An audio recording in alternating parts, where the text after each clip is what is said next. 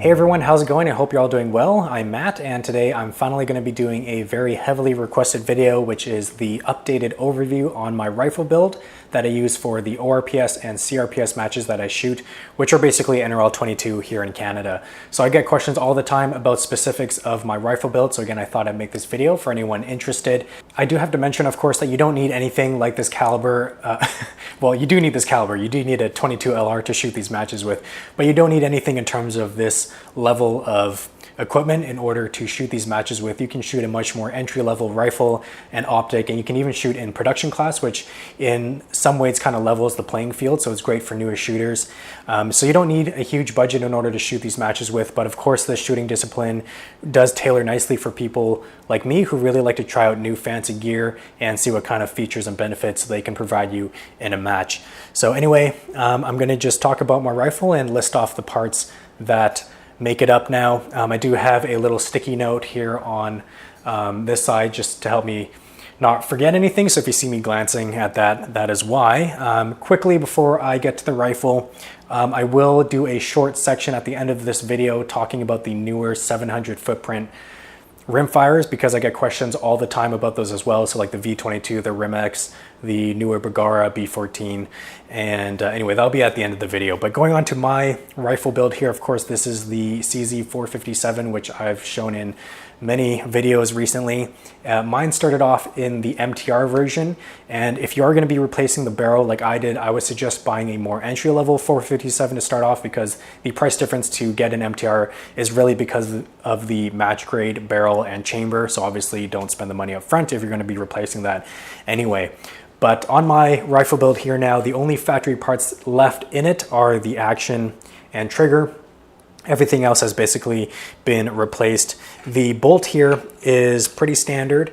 You can see if you have keen eyes that the extractor and the holder are black in color. That's because these are actually have been replaced, and I'm using 455 parts, which are compatible in terms of the extractors anyway, and the only difference is that they're black in color. What I really did like about the 457, what CZ's done is anything that's proven to work really well in the 455, they've kind of kept and made it backwards compatible in some sense, because that just allows parts availability to be really easy for the end user, which I really enjoy. So, but anything that needed upgrading, they tweaked a little bit to make the 457. So the extractor, the holder, the little C-clip that provides tension to them, those are all compatible with the 455 parts as well as the entire magazine well system, as well as the barrel change system is all the same as the 455. The firing pin and spring are not compatible because they did shorten the action by about an inch, so those are different. But it's kind of neat how there are some compatible parts between the older 455 and 457. I did replace, by the way, the firing pin spring with a 10% stronger spring from Yodave. I was not having any issues in terms of light strikes or anything like that, but I just wanted to try it out. I didn't notice a difference to be honest, but now I have the original spring as a spare in case I ever need it. And the bolt knob I'm running is from Area 419. This is their finger groove bolt knob. I'm a big fan of it. I also purchased one for my wife's 457, and it's a very easy replacement now that the bolt handle comes threaded from the factory. It's just a simple matter of removing the old one and threading on any aftermarket one that you choose to run. Going on to the trigger here, factory trigger, but I did replace the spring with a lighter spring from Yodave, which made a huge difference.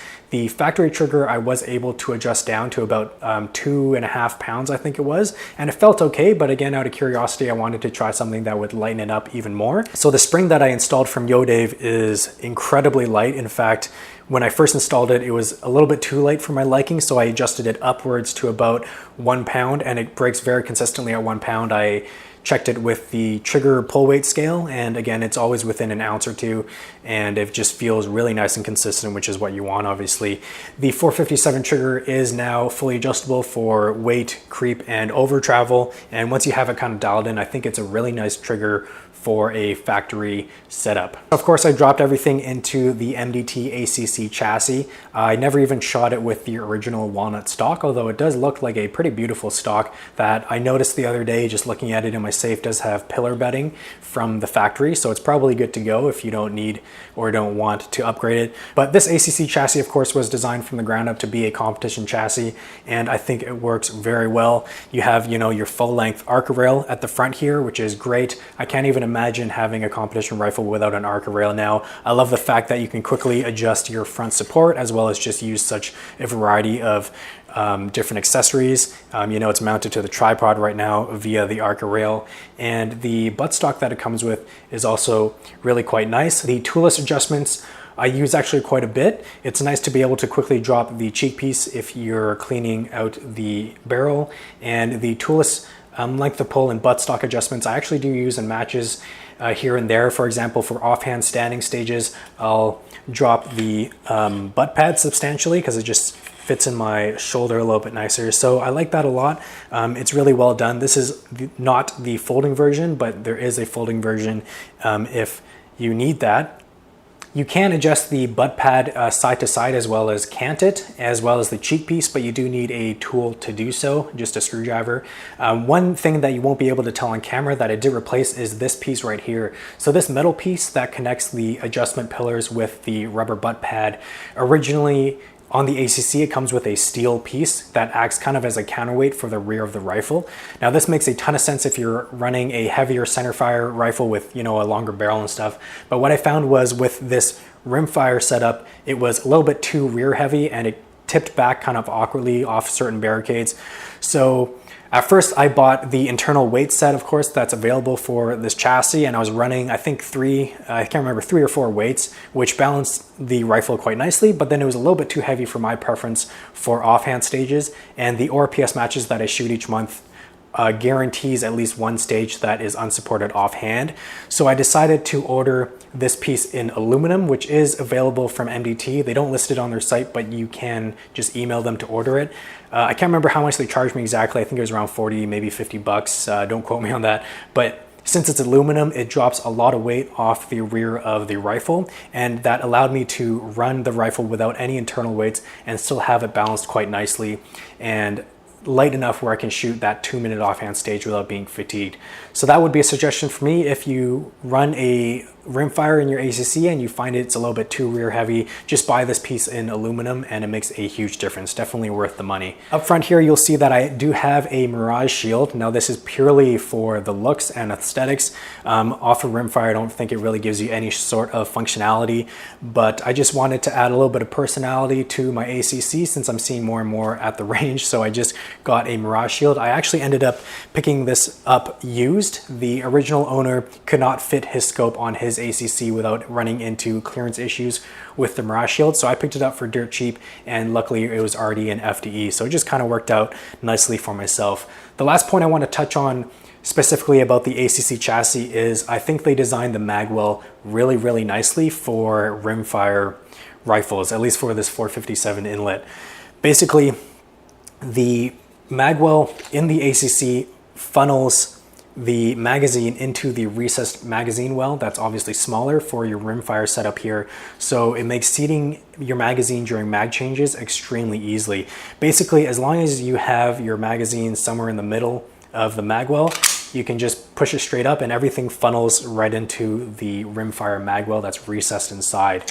This is a huge benefit for stages that require a mag change, and I think it's something that's often overlooked, but it is really well done on the ACC. And I have also paired it with the extended magazine release as well as the extended magazine block from MDT, which also guides the back of the magazine straight up. So basically all four sides funnel right into the 457 magwell and makes seating your magazines amazingly easy. That's something that the KRG Bravo really lacks in my opinion, and it's quite frustrating coming from an ACC. Shooting my wife's 457 in the Bravo chassis is very frustrating.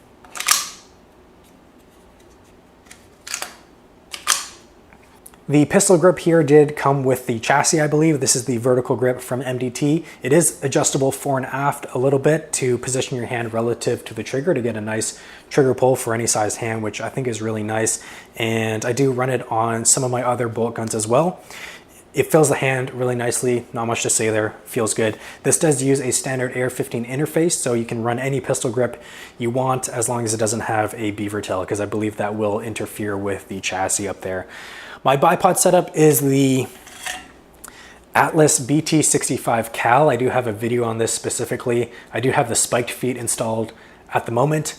I really like it. The mount I'm using is from Area 419. This is the Arcalock, pardon me, I think, yeah, they call it the Arcalock mount, and it works nicely. The knob on this side has some really nice fins on it that make loosening and tightening it a breeze. And the Atlas bipod does come with the pod lock here to quickly adjust the tension in the cant of your rifle. So this bipod is pretty well known on the PRS scene or precision rifle scene, and it, you know, is for a good reason. I think it's very versatile, and I do run the bipod in various configurations during matches quite often, so I'm glad I have the ability to do so. I don't think I would ever go back to a Harris style bipod, at least not for competition, although, you know, there's pros and cons to each of those things. Going on to the barrel, of course, this is the IBI prefit barrel for the 457. I do have a dedicated video on that, so I won't talk too in depth about it, but this is the non-fluted version in a 22-inch, which I think works really nicely with the ACC because it does have a little bit of a longer forend. What I notice about high-end rimfire barrels is not only can they shrink your group size, but they generally group everything well a lot easier. So you don't have to be as finicky or as picky about what ammo you put down the pipe, because as long as it's quality ammunition, and it doesn't even have to be the super high-end stuff, I'm talking, you know, the mid-range stuff, it just seems to group really nicely. So I haven't actually run into any ammo that I've put through the IBI that I wouldn't want to shoot a match with because of accuracy. It just seems like it can eat anything accurately, which is obviously a big thumbs up. But before I forget, because out of sight, out of mind type of thing, the magwell I actually did replace as well.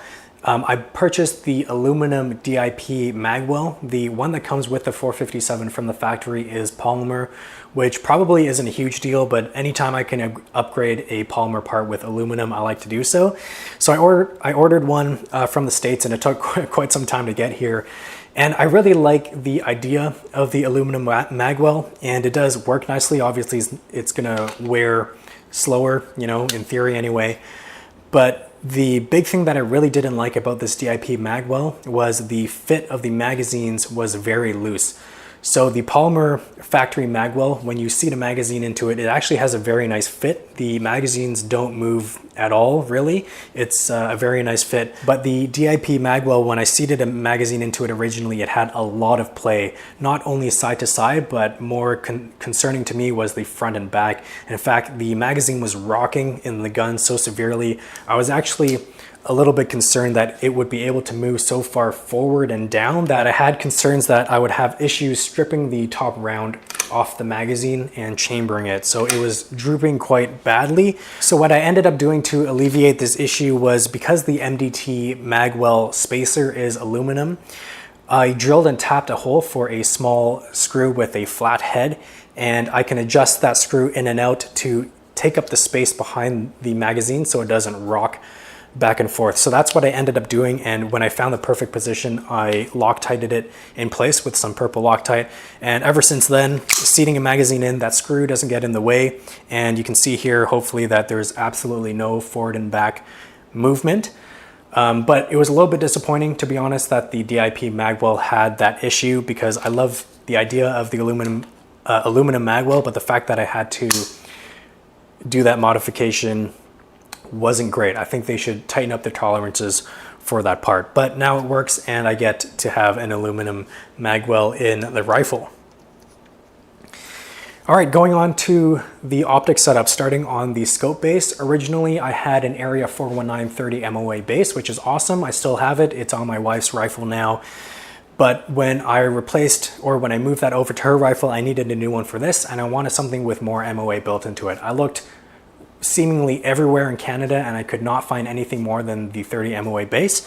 So I found a small machinist. I believe he's a retired machinist that just makes gun parts as a hobby, but his website is called Triggers by Scar. He specializes in 455 triggers, but he also does make scope bases for a variety of different CZs and a few other brands as well. But I found a 55 MOA base here for the 457. It is extended as well. It extends about an inch forward of the action, which I think is needed on the 455 because the action is so short, you don't have much space to work with. So 55 MOA, that's almost a full degree of cant, and it's very visible just looking at it, the aggressive cant in this base. But paired with the Strike-Eagle here and the amount of elevation that's in it, I can still have my zero at 50 yards. I still actually have about looks like 3.5 mils below my zero, and then that gives me almost 27 full mils upwards because I'm not using the zero stop, which does limit your top end travel in the Strike-Eagle. So check them out, Triggers by Scar. The quality of the machining seems to be really nice. I've only had it on the rifle for about 2 months now. It does use the top set screw methods in order to anchor it onto the rifle. My preference is something similar to the Area 419 where it sandwiches the dovetail via screws on the side, but it seems to be pretty solid right now. And he also does have other MOA options like 0, 20, 45, and maybe some others. But again, 55 was the most aggressive he had, so I went with it, and it works really nicely so far. Going on to the scope setup, I do have a video on this, so I won't talk too in depth, but the rings are the MDT Premier scope rings in their high height, which I believe is 1.25 inches. I could have for sure used mediums, but I wanted to clear the Mirage shield, and they seem really nice in quality, these rings. I think they're really good value for under $100. These are 34 mil because obviously my scope needs that, which is the Vortex Strike-Eagle 525 by 56. I do have a full review on that, so I'm not really going to speak of it, but I'm very impressed with the scope, especially for the money, around $1,000 here in Canada. I'm very impressed. The glass clarity is by far better than the Diamondback Tactical that it came from, and I've been pretty impressed with the turrets so far. I also did some pretty vigorous turret tracking tests on this thing, and it seems to be a very solid scope. I do have a bubble level on my scope as well. This is a Burris brand level, and it's just like a quick indication for me if I'm shooting off a weird barricade that everything is straight and ready to go. I did wrap my scope in some gaffer tape here and there just to help keep it protected. I did kind of scuff up my old scope, so I wanted to just help, you know, protect this as best as I could. But anyway, I think that is my full rifle build. Hopefully I covered everything. Again, I didn't want to get into the super nitty gritty and do like a mini review of each part. So if you have any questions, of course, I'll do my best to answer them. Okay, so as promised, I'm going to do a short segment here talking about the Remington 700 footprint rimfires because I get questions all the time about them. So of course, the big players on the market now are the Voodoo V22, the Bergara B14, the Rimex, as well as the Ultimatum Deuce here in Canada anyway. Of course, value for your dollar is a little bit of a personal subject, and not even talking about value, but if it's within your budget, there's nothing that I can tell you not to buy. I mean, heck, you could run the most expensive scope. You can run a Theta, you can run, you know, a $10,000 rifle, and if that's in your budget and you enjoy doing so, all power to you. I think that's awesome. But the 700 footprint guns, what I've seen is generally they are more expensive, and the biggest feature they give a shooter is the ability to run 700 parts, so parts compatibility like scope bases and more importantly your stock chassis and triggers. I guess you could argue something like the V22, a custom action with a custom barrel, might be more accurate, but in terms of being able to score points in a match like NRL 22 or ORPS, I don't think it's substantial enough to warrant the price jump for most people. Now, if you're a centerfire shooter, and of course you want to build up your rimfire rifle to be a complete mimic of your centerfire gun, putting the same trigger in it, running the exact same chassis and everything, of course, is a benefit. But do most rimfire shooters need that? Probably not. And I think the chassis and stock market for rimfires is becoming bigger and bigger. The ability to find a chassis or stock now in your preferred rimfire is easier than ever, and it's probably just going to get better and better. I'm able to build up my 457 to give me everything I want, and buying a 700 footprint gun won't allow me to do anything that I can't with the CZ, essentially. Another thing to note too is the smaller size magazines I actually quite like. There's no reason for me to run a full-size AI mag for my rimfires because I'm not training to use my center fire in the same way, and I find these little mags to be very convenient to use and to just throw in your pocket as well. Of course, there's tons of people who just enjoy shooting a really high-end rimfire, and there's nothing wrong with that. I can't stress that enough. But again, those are kind of the big issues for me, is the price difference to get a 700 footprint rimfire and the end benefits to the shooter. You have to decide for yourself, but for me, it doesn't make any sense. Does that mean I won't get one in the future? No, probably not. Again, those are really nice guns. And if the price ever comes down on them, or if I can justify it for any reason, I probably would pick one up. But I do not regret the 457 at all, and if I could do it again, I'd go the exact same route because I'm very happy with the 457. It shoots great, and the way I have it built up now suits my needs and preferences perfectly. Everything I've done to it is just a pleasure to use, and again, my build has stabilized over the last 2 months, and every time I shoot it, I just feel like it works perfectly for my needs. So anyway, that was my overview of my rifle. I hope this answers some questions for people asking me about the details of it. If you have any questions, as per usual, I'll do my best to answer them, and thanks for watching. I'll see you guys in the next video.